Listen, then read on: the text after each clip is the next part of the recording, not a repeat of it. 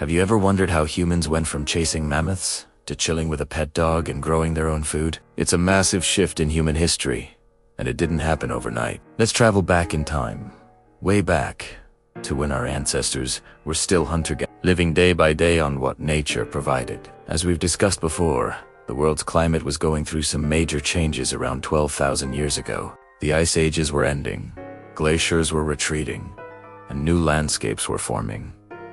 This didn't just change the weather, it transformed the entire ecosystem. The plants and animals that people relied on for food started changing too. Some disappeared, while new ones flourished. Humans, being the incredibly adaptable creatures we are, had to change with them. Imagine you're one of these early humans. You, your family, your entire community. You're constantly on the move, following the herds and the seasons. Your life is a masterclass in observation. You know the world around you intimately. You know which berries are safe to eat, where to find the best routes, and how to track animals for days. This deep knowledge was the key to survival, and it was about to unlock a revolutionary new way of life. Men, women, and even children were likely keen observers of their environment. They probably noticed all sorts of details we might miss today. For instance, they'd see where their favorite edible plants grew. They'd watch how seeds would break off the stalks, fall to the ground, and then, after the rains, new plants would magically sprout from those very same spots. It must have been like watching a slow-motion miracle. You can almost picture the moment the light bulb went on. Someone might have thought, wait a minute, what if we don't just find these plants? What if we help them grow? This was a game-changing idea. Perhaps they started by simply clearing away competing weeds from a patch of wild grains. Then maybe they started protecting these special patches from hungry birds or grazing animals. They'd shoo them away, build rudimentary fences, and make sure their future food source was safe. Slowly, over generations, this casual gardening evolved. They started deliberately collecting the seeds from the biggest, tastiest plants and scattering them in a convenient spot, maybe near their camp where the soil was fertile. They learned that if they looked after these plants, watering them and keeping pests away, they could get a much more reliable food supply. The seeds would ripen, they'd harvest them, and they'd have food not just for today, but stored for the weeks and months ahead. Who's like that by paying attention and experimenting? Our ancestors became the world's first farmers. This wasn't a single event, but a gradual process that happened independently in different parts of the world, from the Fertile Crescent in the Middle East to China and the Americas. But farming plants was only half of the story. What about animals? The relationship between humans and animals was also undergoing a profound transformation. Just as they observed plants, early humans watched animals very closely. They knew their behaviors, their migration patterns, and their habits. The process of taming animals, or domestication, likely started in a similar, almost accidental way. Imagine a group of hunters. They've made a kill, but there's more meat than they can eat. The leftovers attract scavengers. Instead of just chasing them all away, maybe they noticed that some animals were less threatening than others. Maybe they started leaving scraps of food near their shelters, intentionally, to attract certain animals.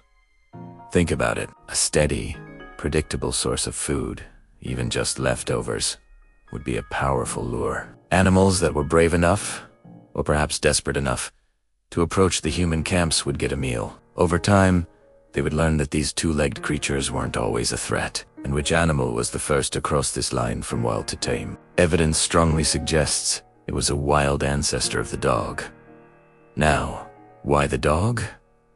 It's a great question. Dogs, or rather their wolf ancestors, were social pack animals, just like humans. They had a social structure that was, in some ways, compatible with our own. They were also opportunistic carnivores. Perhaps a few less fearful wolves started hanging around human camps, scavenging for scraps. Humans, in turn, might have realized these wolves could be useful. They could act as an early warning system, barking at the approach of dangerous predators like saber-toothed cats or rival human groups. They could also help with hunting, tracking prey, and cornering it. It was a mutually beneficial relationship.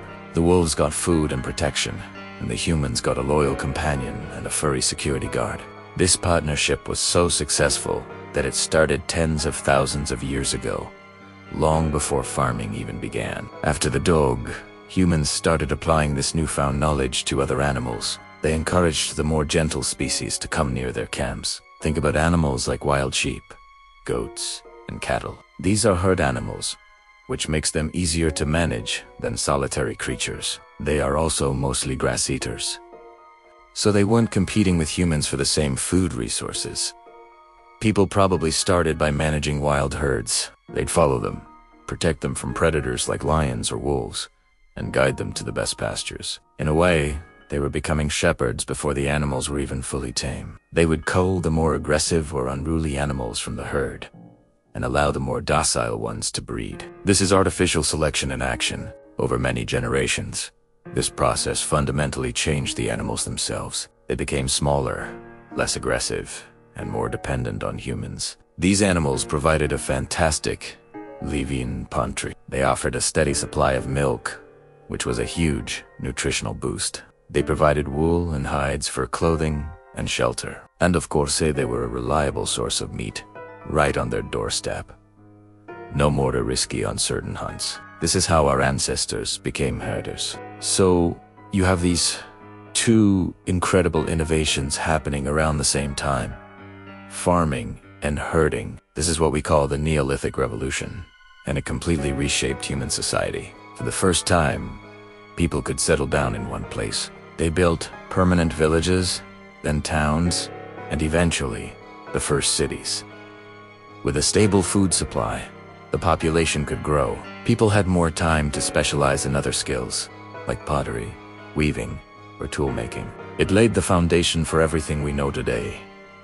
Civilization, technology, art, everything. It's amazing to think that it all started with simple observation, with someone noticing how a seed sprouts, or realizing that leaving out some food could turn a wild animal into a friend. It wasn't a grand plan. It was a series of small steps of trial and error that ultimately changed the world forever. What do you think was the biggest advantage of farming over hunting? Let me know your thoughts in the comments below. It's a fascinating topic to explore. Thanks so much for watching. And if you enjoyed this journey back in time, don't forget to like this video and subscribe for more stories about our incredible human past. See you next time.